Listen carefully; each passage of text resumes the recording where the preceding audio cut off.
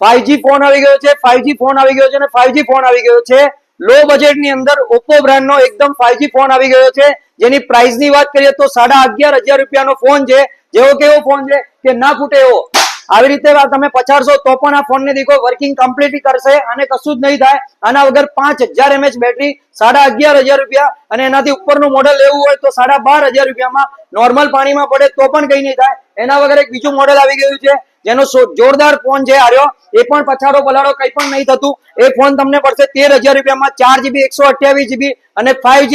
હવે આ ફોન ની અંદર ઓફર ની વાત કરીએ તો 2500 થી 3,000 રૂપિયાના ડાઉન પેમેન્ટ ની અંદર અમે તમને લોન કરી આપીશું. આના વગર ડબલ મોબાઈલ ગેલેરી તરફથી આ મોબાઈલ ની ખરીદી ઉપર એક તમને નેકબેન્ડ પ્લસ એક બેગ જોડે ફ્રી આપવાની છે.